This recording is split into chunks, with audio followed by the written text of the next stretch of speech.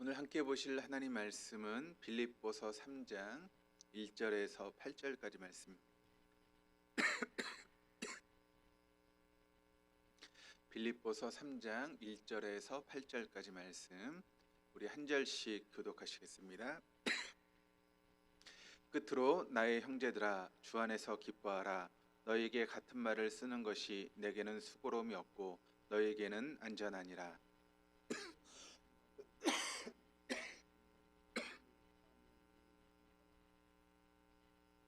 하나님의 성령으로 봉사하며 그리스도 예수로 자랑하고 육체를 신뢰하지 아니하는 우리가 곧 할례파라.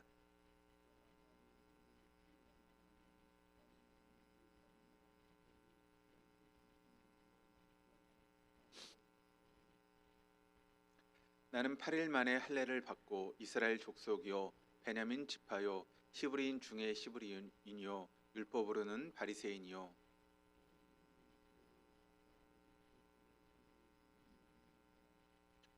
그러나 무엇이든지 내게 유익하던 것을 내가 그리스도를 위하여 다해로 여길 뿐더러.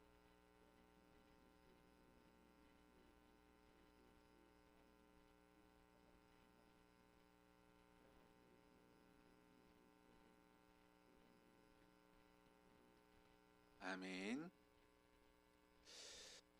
우리가 인생을 살아가는 그런 모습을 보면 사람들은 두 부류의 사람으로 나눌 수 있게 됩니다.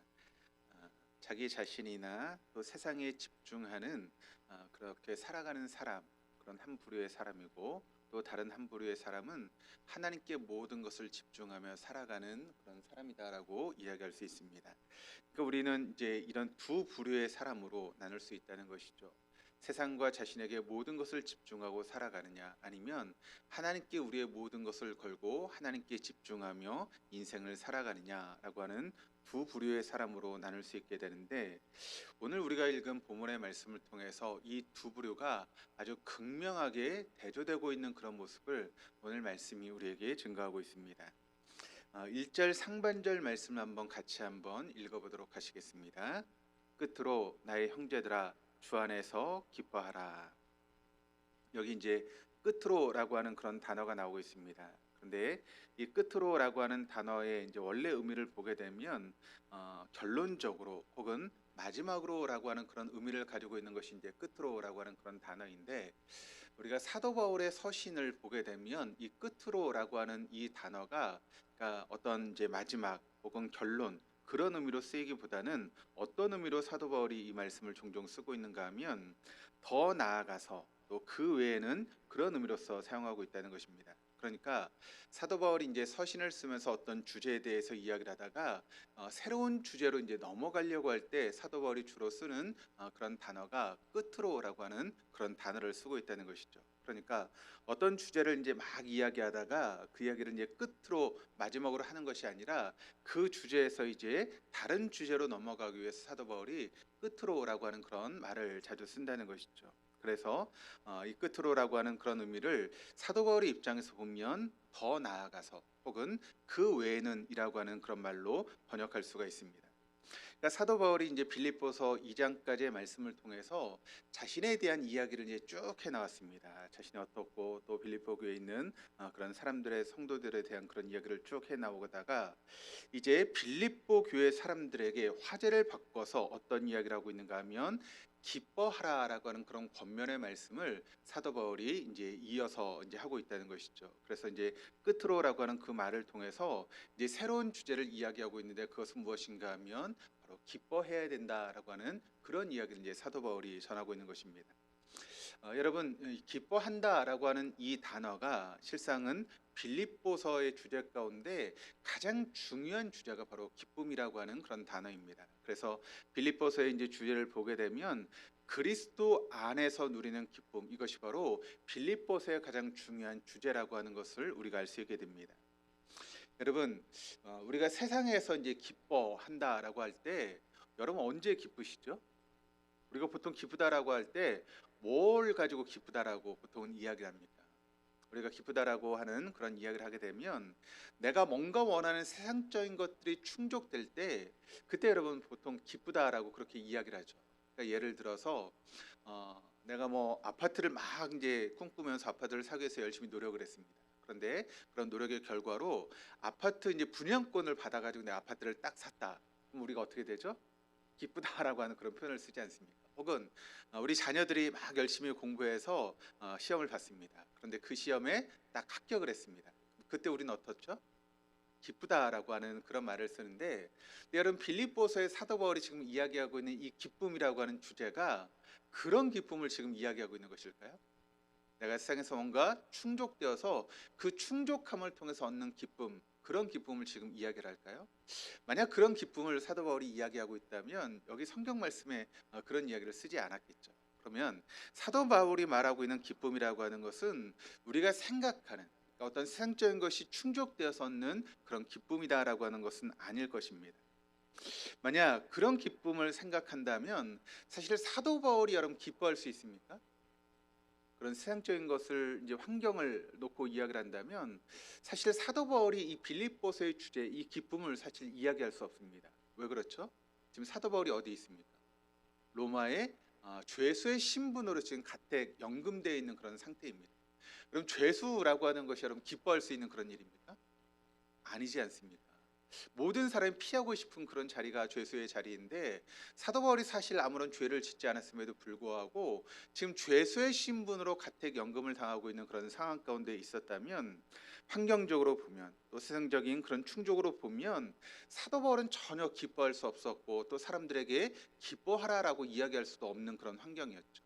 그렇다면 사도 바울이 말하고 있는 그런 기쁨이라고 하는 것은 환경에서 주어지는 것이 아니다라고 하는 것을 우리가 알 수 있게 됩니다. 그렇다면 사도 바울의 기쁨이라고 하는 것은 무엇이겠습니까? 그것은 세상의 충만함으로 이어지는 기쁨이 아니라 주님께 내가 매여 있기 때문에 그로 인해서 주어지는 기쁨이 바로 사도 바울이 말하고 있는 기쁨이라는 것입니다.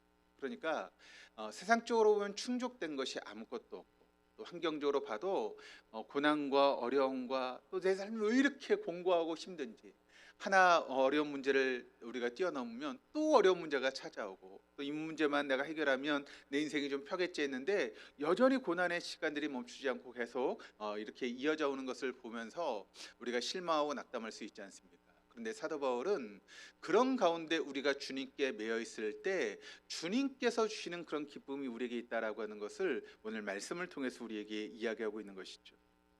그렇습니다.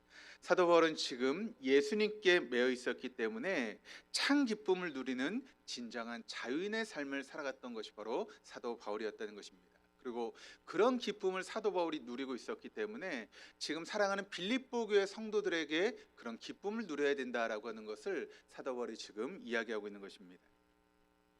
여러분, 우리가 가끔 TV나 이제 영화 같은 것들을 보게 되면 그 당시 막 유행하는 그런 뭐 배우들이라든가 아니면 그 당시 이제 사람들의 인기를 누리고 있는 아이돌을 이제 이렇게 주연이나 뭐 조연 삼아서 드라마나 영화를 만들지 않습니까? 그런데 거기 나오는 뭐 주인공들, 뭐 배우가 됐든 혹은 뭐 아이돌 막 그런 인기 있는 그런 아이돌이 됐든 막 그런 면면을 보면 막 기대가 되지 않습니까? 그런데 막상 영화를 보는데 전혀 재밌지 않은 그런 영화들이 있죠. 왜 그럴까요? 그렇게 유명한 배우가 나오고 그렇게 또 사람들이 좋아하는 아이돌이 나오는데 왜 그 영화가 재밌지 않을까요? 그것은 대본이 제대로 되어 있지 않기 때문에 그렇습니다. 그러니까 줄거리가 탄탄하지 않고 그 이제 줄거리가 막 긴장감을 주면서 우리가 뭔가 이렇게 그 드라마나 영화에 빠져들게 만들어야 되는데, 그런 부분들이 부족할 때 아무리 좋은 배우가 나오고 아무리 좋은 아이돌이 나온다 할지라도 그 영화나 드라마는 별로 재밌지가 않은 것이죠. 그러니까 여러분, 사실 거기에 어떤 사람이 배우로 나오냐라고 하는 것도 중요하지만 그것은 사실 부차적인 기쁨이라는 것입니다. 정말 그 영화가 잘 되려면 뭐가 잘 돼야 됩니까? 시나리오가 탄탄하고 또 그건 각색이라든가 그런 부분들이 잘 이루어져야지 여러분 그 영화가 재밌고 즐거운 영화가 될 수 있는 것이죠. 그런 우리가 말씀을 보게 될 때 오늘 말씀에도 그런 부분을 우리가 볼 수 있게 됩니다. 빌립보서에서 오늘 말씀하고 있는 그런 줄거리를 보게 되면, 그러니까 이 빌립보서의 중심이 되는 것은 무엇인가 하면 기뻐해야 된다라고 하는 것이 빌립보에서의 중심이 되는 주제이고, 다른 것들은 어떻게 보면 좀 부차적인 그런 부분으로 사도 바울이 기록을 하고 있다는 것이죠. 그래서 빌립보서의 말씀을 보면 이 빌립보서가 총 몇 장으로 되어 있죠? 네 장으로 되어 있습니다. 그런데 이 빌립보서 안에 기쁨 혹은 기뻐하라라고 하는 그런 단어가 무려 16번이나 나오는 것을 우리가 보게 됩니다. 그러니까 사도 바울이 빌립보서를 쓰면서 이 기뻐해야 된다라고 하는 것을 굉장히 중요하게 생각하면서 이 말씀을 쓰고 있다라고 하는 것을 우리가 보게 됩니다. 그런데 주 안에서 기뻐하라라고 하는 이 말이 사실 이제 어떻게 기록되어 있는 말씀인가 하면 명령형으로 되어 있는 그런 말씀입니다. 여러분, 누군가가 이렇게 다가와서 만약 여러분이 이렇게 뭐 일을 하고 계시는데 제가 여러분에게 가서 웃어. 그럼 여러분 어떻게 하시겠어요? 갑자기 막 뜬금없이 막 웃어. 그렇게 얘기를 한다면 여러분 웃으시겠습니까? 어떻게 하실 것 같으세요? 그러면 별로 이제 웃고 싶지 않겠죠. 뭐 웃을 일이 있어야지 웃지. 그냥 웃으라고 한다고 여러분 웃을 사람들이 얼마나 있겠습니까?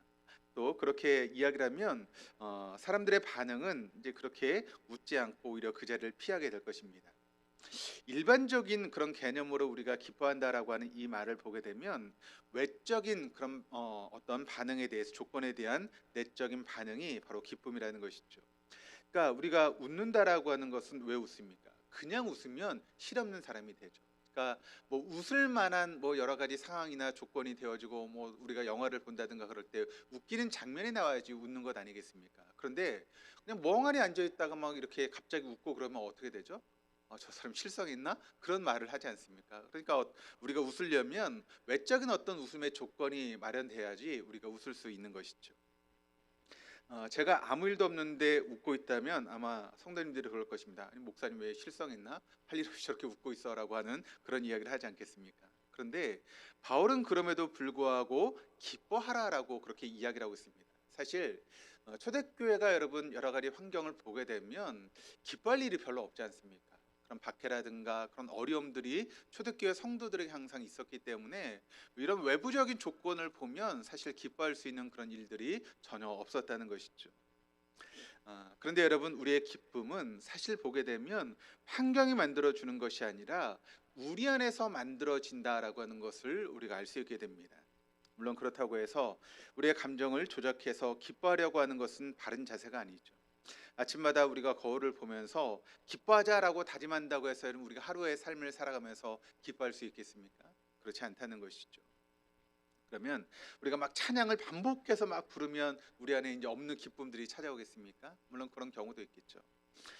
우리가 이제 주로 이제 이런 기도원 같은 데 가서 이제 부르는 찬양들을 보게 되면 굉장히 박자가 빠른 그런 찬양을 부르죠. 그래서 이렇게 저도 기도원을 가보면 거기서 이제 부르는 찬양 중에 빈들의 마른 풀같이 시들은 나의 영혼이라고 하는 그런 찬양을 사실 많이 부릅니다. 근데 여러분 그 찬양을 우리가 보게 되면 그러니까 메트롬 수치가 60밖에 되지 않는 그런 찬양입니다. 그러니까 이 찬양 어떻게 불러야 되는가 하면 그러니까 찬양의 가사를 음미하면서 느리게 불러야 되는 그런 찬양이 바로 빈들의 마른 풀같이라고 하는 찬양이죠. 그래서 우리가 보통 어떻게 불러야 되는가 하면 빈들의 마른 풀같이 시들은 나의 영혼 그렇게 부르는 게 당연하죠. 근데 이 기도만 가면 사람들이 어떻게 부릅니까? 그 찬양 빈들의 마른 풀같이 이렇게 부르죠. 여러분 그렇게 부른다고 해서 여러분 한번 생각해 보시기를 바랍니다. 그렇게 여러분 부른다고 해서 우리에게 정말 없는 기쁨이 찾아오는가? 뭐 그렇게 부르면 우리가 큰 소리로 웃고 또 미소가 지어지는가? 그것이 성경에서 말하는 여러분 기쁨이라고 이야기할 수 있습니까? 어떻게 생각하십니까? 막 사람들이 주변에서 막 그렇게 불러야 된다고 막 찬양을 빨리 부르니까 나도 막 거기 맞춰가지고 막 박수 치면서 막 찬양을 빠르게 부르면 여러분 그것이 막 이렇게 웃음이 나오고 막 그러다 보면 그런 즐거움이 있는데 그게 성경에서 말하는 여러분 기쁨의 의미겠습니까? 그것은 아닐 것입니다. 정말 우리가 기뻐할 수 있으려면 어떻게 해야 될까요? 내 인생 가운데 아무리 고난이 있고 어려움이 있다 할지라도 우리가 진정으로 성경에 말하는 그런 기쁨의 삶을 살아가려면 어떻게 하면 그런 삶을 살아갈 수 있을까요? 바로 내가 어떤 존재인지를 바르게 인식하고 지금의 내 자리에 오기까지 얼마나 하나님께서 나를 이끌어 주시고 나를 위해서 애썼는지를 우리가 깨닫게 될 때 우리 안에 진정한 기쁨이 이루어질 수 있게 된다는 것입니다. 사실 여러분 여러분의 인생 뭐 저도 마찬가지지만 한번 여러분의 인생을 한번 돌아보시기를 바랍니다. 우리가 믿음을 가지고 살아간 지가 오래되긴 했지만 우리가 믿음을 가지고 살아왔던 그 삶의 족적을 쭉 이렇게 돌이켜 보면 정말 하나님이 나를 사랑하실 만한 그런 삶을 여러분 살았다라고 자부하실 수 있습니까? 어떠신 것 같으세요? 내가 정말 하나님이 너무나 기뻐할 만한 그런 삶만을 살아왔다라고 그렇게 자신 있게 장담하실 수 있는 분들이 있습니까? 물론 그런 분들도 계시겠죠. 근데 제 삶을 돌아보면 그렇지 못한 것 같아요. 제가 이렇게 목회자로 하나님께서 부르셨지만 제 그런 목회의 과정도 보고 또 삶의 과정도 보면 왜 하나님 나 같은 사람을 목회자로 세우셨을까? 이렇게 부족하고 연약하고 뭐 하나 하나님 보시기에 아름다운 모습이 없는 사람을 왜 이렇게 하나님께서 사랑하셔서 목회자의 길로 들어서게 하셨을까? 그런데 그렇게 부족하고 연약한 저를 하나님께서 지금 이 자리까지 오게 하시기 위해서 얼마나 애를 쓰시고 노력했을까라고 하는 그런 마음이 있습니다. 근데 그런 생각을 하게 되면 제 안에 정말 감사가 있더라고요. 그렇지 않습니까? 나같이 부족한 사람을 하나님이 여기까지 인도하시고 내 삶을 붙들어 주셨다라고 하는 것을 우리가 깨닫게 될 때 그 안에 정말 감사가 넘치고 기쁨이 넘치는 그런 모습이 있는 것 아니겠습니까? 그렇습니다. 그렇기 때문에 하나님께서 저 같은 인간을 불러주시고 써주신다라고 하는 것이 제가 그것을 생각하면 생각할수록 참 감사가 있고 기쁨이 있는 그런 삶이 되는 것이죠. 그것이 바로 사도 바울이 말하고 있는 기쁨이다라고 하는 말의 의미입니다. 그래서 사도 바울이 여러분 뭐라고 이야기를 하고 있는가 하면 기뻐하라라고 그냥 그렇게 이야기하지 않고 뭐라고 이야기를 하고 있습니까? 주 안에서 기뻐하라. 그러니까 우리가 기뻐하라라고 하는 말을 쓰면 그냥 뭐 세상적인 그런 조건으로 기뻐할 수 있지 않습니까? 그런데 사도 바울이 말하는 기쁨이라고 하는 것은 주 안에서 기뻐하는 것입니다. 내가 환경이 어렵고 여러 가지 고난이 있지만 그럼에도 불구하고 주님이 내 안에 있고 내가 주 안에 있을 때 내 모든 환경을 뛰어넘어서 나를 선택하시고 나를 이끌어 주셨던 그 주님의 은혜를 생각하면서 우리가 기뻐할 수 있게 된다는 것입니다.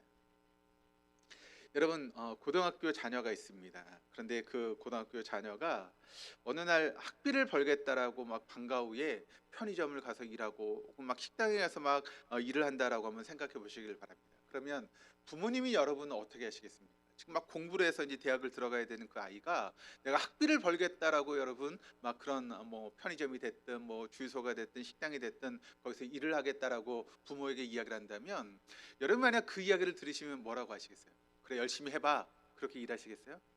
그리고 그 이제 월급 받으면 이제 가족들한테 한턱 쓰고 뭐 그렇게 하시겠습니까? 저희 딸이 지금 아르바이트를 하고 있거든요. 그래가지고 이번 주 금요일 날 월급을 받는데요.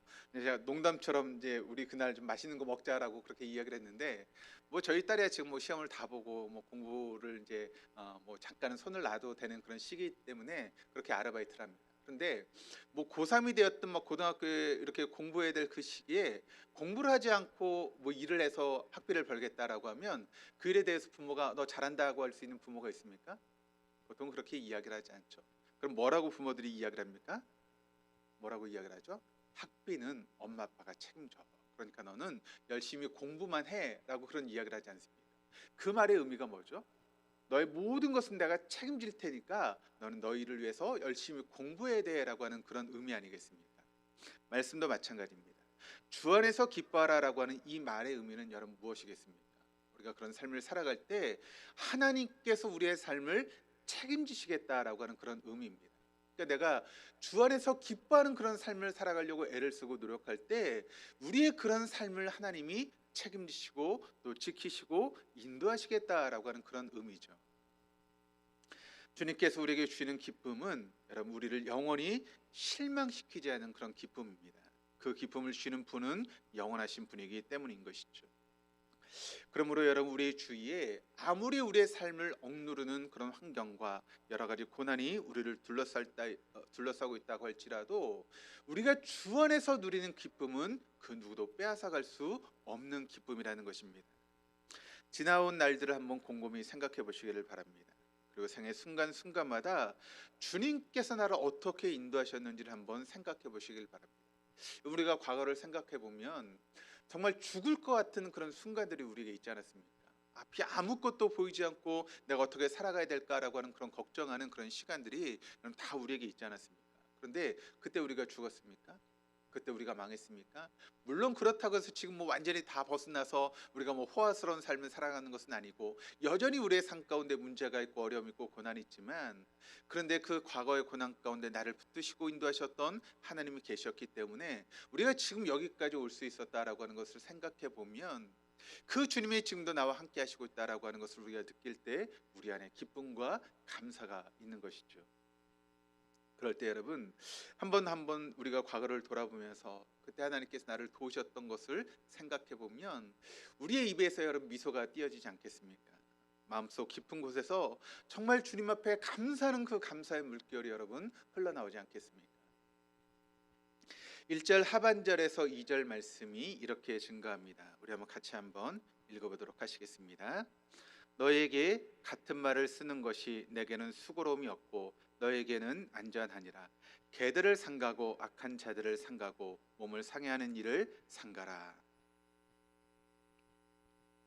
초대교회를 보게 되면 초대교회에 그 어려움을 주었던 두 개의 대표적인 이단이 있습니다. 어떤 이단이 있었는가 하면 바로 영지주의와 율법주의라고 하는 그런 이단이 있었습니다. 이 영지주의라고 하는 것은 어떤 이단이었는가 하면 영은 선한 것이고 육은 악하다라고 하는 것을 주장했던 그런 이단이 영지주의입니다. 그렇기 때문에 거룩하신 그 영이 악한 그런 육체나 그런 것에 올 수 없다라고 하는 그런 생각이 있었죠. 그래서 거룩하신 하나님의 아들이신 예수님께서 어떻게 이렇게 더럽고 추한 인간의 몸을 입고 올 수 있느냐, 그것은 가능하지 않다라고 이야기했습니다. 그래서 예수님의 성육신을 그래서 부인한 것입니다. 그러니까 거룩하신 하나님의 아들이신 예수님이 어떻게 더러운 인간의 몸을 입고 이 땅에 올 수 있느냐, 그것은 있을 수 없는 일이다. 그렇게 하면서 성육신을 부인했던 것이 바로 영지주의 이단이었고, 율법주의 같은 경우는 무엇인가 하면 여러분, 우리의 믿음은 어떤 믿음이죠? 이신칭의 믿음으로써 의롭게 되고 우리가 믿음으로써 구원을 얻는 것, 그것이 우리의 믿음 아니겠습니까? 그런데 율법주의라고 하는 것은 무엇인가 하면 우리가 믿음을 통해서 구원을 얻는 것이 아니다. 우리가 어떤 행위를 통해서 구원을 얻게 된다. 하나님 앞에 최선을 다해서 열심히 하는 노력들, 헌신하는 그런 삶들, 또 하나님 앞에 믿음으로 살아가려고 애를 쓰는 그런 모습들을 통해서 우리가 구원을 얻게 된다라고 하는 그런 주장을 하고 있습니다. 그런데 영지주의도 우리에게 참 많은 영향을 미쳤죠. 그래서 여러분, 우리 영지주의의 그런 이제 영향이 우리에게 뭐가 있는가 하면 많은 분들이 이런 말씀을 하십니다. 세상에서 일하는 것은 여러분 뭐예요? 세상에서 일하는 건 세속적인 거고, 교회에서 일하는 건 뭐예요? 거룩한 거고, 그런 생각들이 있죠. 그게 맞는 생각입니까? 교회에서만 여러분 거룩합니까? 그렇지 않다는 것이죠. 그러니까 세상에서 우리가 뭐 청소를 했든 뭘 했든 우리가 그런 일을 하면 그 일 자체가 여러분 뭡니까? 성직이라는 거죠. 하나님께서 우리에게 주신 성직입니다. 그래서 우리가 교회 안에서만 거룩해야 되는 것이 아니라 세상에서도 거룩한 삶을 살아가는 것입니다. 근데 영지주의의 그런 영향이 우리에게 있어서 교회 사는 것만 좋은 것이고 거룩한 것이고 세상에 사는 일은 다 속되고 약한 것이다라고 하는 그런 마음들이 우리에게 있죠. 또 율법주의의 그런 잘못된 영향은 무엇인가 하면 제가 이제 전에 있는 교회에서도 이제 그 전도법 중에 이제 그런 것들이 있는데, 당신이 오늘 밤에라도 주님께서 부르신다면 천국에 갈 수 있는 그런 자신이 있으십니까?라고 하는 그런 질문을 합니다. 전도 폭발이라고 하는 그런 부분인데, 그런데 그때 이제 교사들에게도 하고 또 청년의 임원들에게도 하고 때로는 뭐 권사님들 집사님한테도 물어보면 모르시겠대요. 내가 오늘 죽으면 천국에 갈지 못 갈지 모르시겠대요. 왜 모르시겠냐고 물어보면 뭐라고 이야기를 하는가 하면, 내가 아직까지 믿음으로 제대로 살지 못해서, 내가 아직까지 주님 앞에 이렇게 헌신하는 삶을 제대로 살지 못해서 아직 모르겠대요. 그러니까 내가 조금 더 열심히 믿음 생활하고 더 봉사하고 헌신하면 그때 갈 수 있을 것 같은데 지금은 잘 모르겠대요. 여러분, 그게 맞는 이야기입니까? 그건 굉장히 율법주의적인 그런 이야기죠. 내가 어떤 노력을 해서 여러분 천국에 갈 수 있습니까? 우리가 어떤 노력이나 인간적인 행위로 천국에 갈 수 있는 사람은 이 세상에 한 사람도 없습니다. 우리의 능력이나 우리의 선함을 통해서는 우리가 천국에 갈 수 없죠. 그럼 우리 뭘 통해서 갑니까? 예수님께서 나를 위해서 죽으셨다라고 하는 것을 믿는 믿음을 통해서 우리가 천국에 가고 구원을 얻는 것입니다. 그러니까 율법주의는 자꾸 믿음을 강조하고 어떤 행위를 강조하는 그런 부분들이 바로 율법주의의 그런 모습이 있죠. 그런데 2절부터 21절까지의 말씀이 어떤 말씀인가 하면 율법주의를 조심해야 된다라고 하는 그런 말씀이 빌립보서 3장 2절에서 21절까지 말씀을 통해 쭉 이어지고 있습니다. 바울이 이번이 처음으로 권면하는 것이 아니라 이전에도 여러 번 말씀을 통해서 권면하고 있었습니다. 그래서 여러분의 안전을 위해 성가시게 생각하지 않고 같은 이야기를 반복해서 내가 지금 여러분에게 증거하고 있습니다라고 그렇게 지금 사도 바울이 이야기를 하고 있습니다. 그런데 여기 개, 행악하는 자, 그리고 몸을 상해하는 일, 이런 모든 것들은 지금 뭘 지칭하고 있는 그런 이야기인가 하면 율법주의를 지칭해서 지금 이야기를 하고 있는 것입니다. 근데 여러분 2절을 보면 개들과 행악하는 자들과 또 상의하는 일을 상가라라고 그렇게 이야기를 해도 되는데, 근데 사도 바울이 이 말씀을 기록을 하면서 개들을 상가고 행악하는 자들을 상가고 몸을 상해하는 일을 상가라라고 무려 상가라고 하는 그 말을 3번이나 반복해서 이야기를 하고 있습니다. 그러니까 사도 바울은 그만큼 율법주의를 굉장히 조심하라라고 하는 그런 말씀을 지금 사도 바울이 하고 있는 것이죠. 성경에서 여러분 개라고 하는 것을 우리가 보게 되면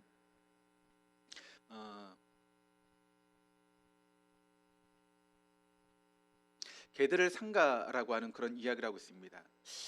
사실 개라고 하는 그런 말을 우리가 쓸 때는 내가 만약 나를 개라고 표현하면 여러분 그 이야기는 어떤 이야기일까요? 그것은 겸손의 표현으로 우리가 쓰지 않습니까? 개같이 뭐 그렇게 하는 그런 표현을 통해서 우리는 우리 자신을 낮추는 그런 겸손의 표현일 수 있는데, 여러분 내가 다른 사람을 개라고 이야기를 하면 그건 뭘까요? 그건 겸손인가요? 아니죠. 그건 경멸의 표시입니다. 그래서 우리가 욕해도 무슨 새끼라고 하는 건 욕이고 그 사람을 경멸하는 그런 이야기 아니겠습니까? 그런데 이 당시 이제 고대 근동 지역에서 지금 우리나라는 옛날엔 좀 그랬던 것 같은데 지금은 주변에서 개를 잘 볼 수 없습니다. 그러니까 막 주변에서 이렇게 주인 없이 돌아다니는 그런 개들은 별로 없잖아요. 요즘 고양이들이 오히려 많죠. 근데 이 근동 지역에서는 이 당시만 해도 개들이 막 무리를 지어서 이렇게 돌아다니면서 어떤 사람들에게 위협을 가하기도 하고 또 사람들에게 공격을 하기도 하고 그런 일들이 비일비재하게 일어났다는 것입니다. 그래서 개에 대한 인식이 그 당시 사람들에게는 별로 좋지 않았습니다. 특별히 유대인들은 여러분 이방인들을 부를 때 뭐라고 불렀죠? 개로 불렀습니다. 그러니까 이 개라고 하는 단어가 굉장히 경멸적인 그런 부분이죠. 그런데 사도 바울이 지금 이 말씀을 통해서 어떤 이야기를 하고 있는가 하면 율법주의자들을 향해서 지금 뭐라고 이야기를 하고 있습니까? 개라고 지금 표현을 하고 있는 것입니다. 바울이 유대인을 개라고 한 것은 굉장히 심한 그런 표현을 지금 사도 바울이 쓰고 있는 것이죠. 그래서 사도 바울은 이 편지의 내용을 통해서 유대인들이 너희를 개와 같은 존재로 취급한다. 그러니까 여러분 유대인들이 이방인들을 개로 취급하지 않습니까? 그런데 실은 너희가 그런 존재가 아니라 그런 거짓 교리 또 거짓 복음을 증거하는 그 유대인들이 그들이야말로 개와 같은 존재다라고 하는 것을 사도 바울이 지금 이 말씀을 통해서 이야기를 하고 있는 것입니다. 또 사도 바울은 행악하는 자라고 하는 그런 말을 지금 쓰고 있습니다. 근데 이 행악하는 사람들이라고 하는 것은 구원을 얻기 위해서 인간의 공로가 필수적이다라고 하는 것을 가르쳤습니다. 그래서 바른 가르침을 혼탁하게 만들고 사람들을 미로에 빠뜨렸던 것이 누구인가 하면 바로 율법주의자였다는 것이죠. 여러분 사실 잘못된 가르침은 총이나 칼보다 훨씬 무섭습니다. 그래서 총칼은 몇 명에게 해를 입히지만 그릇된 세상은 한 사회, 한 민족을 그릇되게 만들 수 있다라고 하는 것을 우리가 알게 되죠. 지금 그 탄핵의 전국 가운데 있지 않습니까? 그런데 대통령이 이제 비상계엄을 했습니다. 그런데 대통령이 그런 비상계엄을 했던 그런 부분들을 이제 사람들이 막 어떤 평론가들이나 뭐 정치 평론가들이 이야기를 할 때 어떤 이야기를 하고 있는가 하면 대통령이 너무 극우 유튜버를 봐서 이런 일이 벌어졌다라고 하는 그런 이야기를 합니다. 그러니까 잘못된 생각을 받아들이니까 그 한 사람으로 인해서 지금 나라 전체가 좀 어려운 가운데 빠지게 되는 것을 우리가 보게 되지 않습니까? 그러니까 이 잘못된 사람의 그런 잘못된 가르침은 그 단체, 공동체 아니면 그 나라 전체를 어렵게 할 수 있다라고 하는 것을 우리가 볼 수 있게 됩니다. 또 몸을 상해하는 일이라고 하는 것은 이제 이런 이야기입니다. 몸을 상해하는 일과 할레파라고 하는 것은 어근이 같은데, 할레라고 하는 단어를 보게 되면 페리토메라고 하는 단어가 쓰이고 있고, 몸을 상해하는 일이라고 하는 단어를 보게 되면 카타토메라고 하는 그런 단어를 쓰고 있습니다. 그런데 레위기에는 죽은 사람 때문에 몸에 상처를 내지 말라라고 하는 그런 말씀이 있습니다. 그러니까 지금 사도 바울은 율법주의자들, 그들이 정말 자신 있게 이제 막 이야기하고 또 자랑하고 있는 것이 무엇인가 하면, 유대인들에게 있어서 또 율법주의자들에게 있어서 할례라고 하는 것은 엄청난 자랑거리였다는 것입니다. 그런데 사도 바울은 이 말씀을 통해서 지금 어떤 이야기를 하고 있는가 하면, 그와 같이 율법, 그러니까 할례를 통해서 그들이 자랑하고 있지만 그것은 몸에 하나님께서 금하신 칼자국을 낸 것에 불과하다라고 하는 그런 경고의 말씀을 지금 이 말씀을 통해서 지금 이야기하고 있는 것이죠. 율법주의자들은 하나님의 은혜를 가볍게 여겼고 자신들의 행위를 무겁게 여김으로 주 안에서 기뻐하는 그런 삶을 살아갔던 것이 아니라 내 행위로 기뻐하는 그런 삶을 살아갔던 사람들이 바로 율법주의자였다는 것입니다. 그래서 이런 사람들의 그런 영향으로 초대교회가 굉장히 어려운 가운데 있었다라고 하는 것을 우리가 볼 수 있게 됩니다. 우리의 행위에 인생을 얹지 않고 무엇에 우리의 인생을 맡겨야 되는가? 3장 2절 말씀을 다시 한번 우리가 읽어보도록 하시겠습니다. 같이 읽겠습니다. 하나님의 성령으로 봉사하며 그리스도 예수로 자랑하고 육체를 신뢰하지 아니하는 우리가 곧 할례파라. 그러니까 사도 바울은 진정한 할례 받은 할례파는 누구인가? 세 가지 특징을 통해서 우리에게 이야기를 하고 있는데, 첫 번째는 무엇인가 하면 바로 하나님의 성령으로 봉사하는 사람이 바로 진정한 할례파라고 하는 것을 사도 바울은 이야기를 하고 있습니다. 여기 봉사한다라고 하는 단어가 라투리오라고 하는 그런 단어가 쓰이고 있는데, 이 말의 의미는 예배하다, 또 하나님을 섬기다라고 하는 그런 뜻입니다. 그러니까 예수님께서 공생애를 시작하실 때 여러분 성령에 이끌려서 이제 광야에 40일 동안 금식하시면서 이제 기도하지 않았습니까? 그때 여러분 금식하셨던 예수님에게 누가 찾아오는가 하면 사단이 찾아오죠. 그래서 예수님을 여러 가지 모양으로 여러분 유혹하고 또 미혹하고 예수님을 시험에 빠지게 하지 않습니까? 그때 주님께서 그 사단에게 하셨던 말씀이 어떤 말씀인가 하면 바로 누가복음 4장 8절 말씀을 통해서 이렇게 이야기를 하십니다. 우리 한번 같이 한번 읽어보시겠습니다.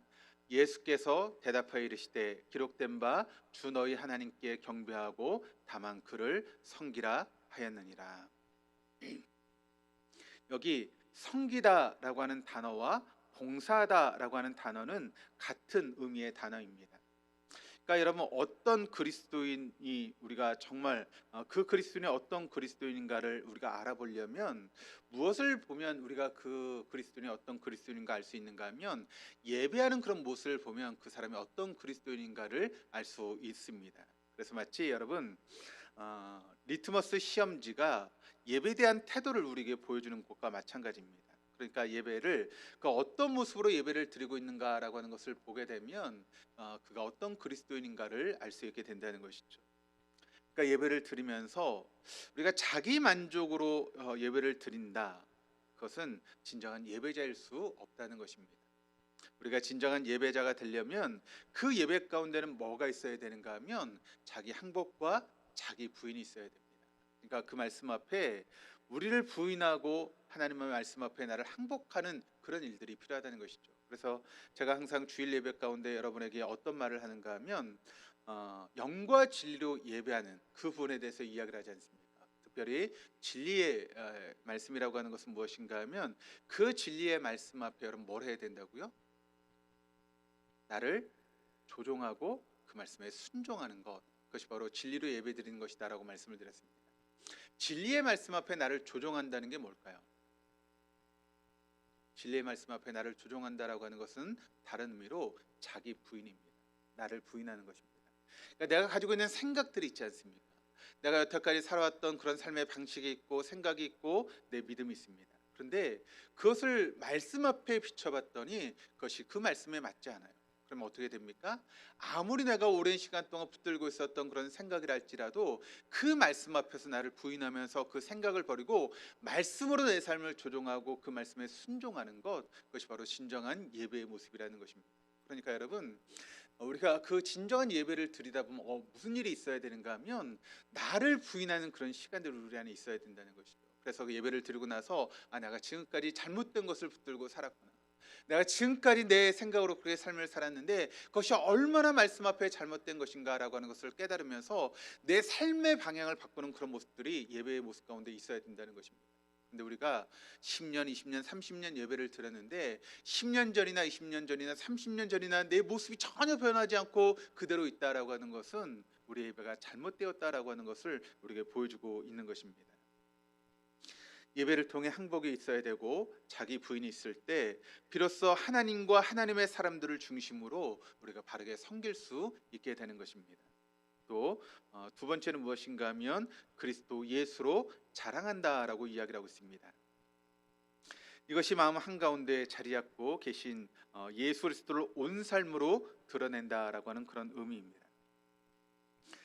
지난주에 우리가 살펴보았던 그런 말씀 가운데 지난 시간에 살펴봤던 빌립보서 2장 말씀 가운데 에바브로디도에 대해서 우리가 함께 말씀을 나눴죠. 그런데 여러분, 그 에바브로디도가 어떤 삶을 살았습니까? 자신에게 죽음의 그림자가 드리워졌습니다. 그에게 찾아왔던 병은 이제 시한부 그와 같은 삶을 살아갈 수밖에 없는 그런 상황 가운데 에바브로디도가 있었다는 것이죠. 그런데 그 에바브로디도가 그런 죽음의 상황 가운데 자신의 몸을 돌봤던 것이 아니라 자신의 남아있던 얼마 되지 않는 자신의 인생을 온전히 예수 그리스도께 던짐으로 그의 삶을 살아왔던 사람이 바로 에바브로디도였다라고 하는 것을 우리가 말씀을 통해 함께 나눴습니다. 그런데 여러분, 사도 바울 역시 그런 삶을 살지 않았습니다. 그런데 사실 사도 바울은 예수님에 대해서 적대적인 사람이었죠. 그래서 예수를 믿는 사람들을 잡아오고 또 그 사람들을 박해하는데 앞장섰던 사람이 바로 사도 바울 아닙니까? 그런데 그가 다메섹 도상에서 예수를 만난 겁니다. 그러니까 어떤 의미에서는 예수 그리스도께서 자신과 같은 악질 그런 사람을 사랑하셔서 직접 자신을 찾아오시고 또 자신을 당신의 사도로 삼으신 그런 놀라운 은혜를 사도 바울이 경험하게 되었다는 것입니다. 그러니까 그런 은혜를 경험했던 사도 바울은 에바브로디도와 같이 자신의 온 삶을 예수님께 던지는 그와 같은 삶을 살아갔다는 것입니다. 나를 위해서 주님께서 베풀어 주신 은총을 생각만 해도 너무 가슴이 막 뜨겁고 또 가슴이 미어질 정도로 이런 감동적인 그런 마음이 우리 안에 있지 않습니까? 그래서 사도 바울은 이런 고백을 하고 있죠. 갈라디아서 6장 14절 말씀을 같이 한번 읽어보시겠습니다. 그러나 내게는 우리 주 예수 그리스도의 십자가 외에 결코 자랑할 것이 없으니 그리스도로 말미암아 세상이 나를 대하여 십자가에 못 박히고 내가 또한 세상을 대하여 그러하니라. 자신의 자랑은 오직 그리스도 예수의 십자가뿐이다라고 하는 것을 사도 바울이 증거하고 있습니다. 세상이 아무리 나를 따돌린다 할지라도 그것은 아무런 문제가 되지 않다는 것입니다. 세상이 아무리 나를 그렇게 소외되게 만든다 할지라도 그것은 나에게 아무 문제가 되지 않는다는 것이죠. 또 세상이 나를 지지해주고 높여주어도 내가 그리스도께 외면되는 그것이 가장 큰 문제이지 내가 세상에서 얼마나 높은 자리에 올라가느냐라고 하는 것은 사도 바울에게 별로 문제가 되지 않았다는 것입니다. 이것이 바로 진정한 할레파로서의 삶을 살아가는 사람들의 모습이다라고 하는 것을 기억해야 됩니다. 또 세 번째는 육체를 신뢰하지 않는다라고 하는 것입니다. 이것은 이제 4절 이하의 말씀에서 이제 상세하게 나오게 됩니다. 바울은 육체를 자랑할 만한 것이 참 많았습니다. 어떻게 보면 우리가 이제 요즘 말로 쓰면 사도 바울은 엄친아 중에 엄친아죠. 그러니까 그가 세상적으로 자랑할 것이 너무나 많은 그런 삶을 살아갔던 것이 바로 사도 바울의 모습이었다는 것입니다. 그런데 사도 바울이 예수를 만나고 났더니 그가 그렇게 추구하고 붙들려고 했던 그런 세상의 모든 것들이 배설물에 지나지 않았다라고 하는 것을 사도 바울은 우리에게 고백하며 이야기를 하고 있습니다. 우리가 우리를 신뢰하지 않고 성령님 안에서 하나님께 예배드리며 섬기며 오직 예수 그리스도만을 자랑하게 된다면 우리를 통해 구멍난 우리의 가정이 온전해질 것이고 더물어진 한국교회가 다시 세워지는 놀라운 은혜가 있게 될 줄 믿습니다. 지금 한국 사회가 굉장히 혼란한 가운데 있습니다. 이때 우리가 해야 될 일은 무엇이겠습니까? 우리가 할례파로서 진정한 믿음으로 삶을 살아가는 것입니다. 그래서 하나님에 대한 그런 성령으로 인도하심을 따라 봉사하고 또 그리스도 예수만 자랑하며 우리가 육체를 신뢰하지 않는 그런 삶을 살아갈 때 나를 통해서 한국 사회가 또 한국 교회가 우리의 가정이 새로워지는 놀라운 역사가 있게 될 줄로 믿습니다. 그런 삶을 살아갈 수 있는 저와 여러분 우리 모두가 될 수 있기를 주님의 이름으로 축원합니다.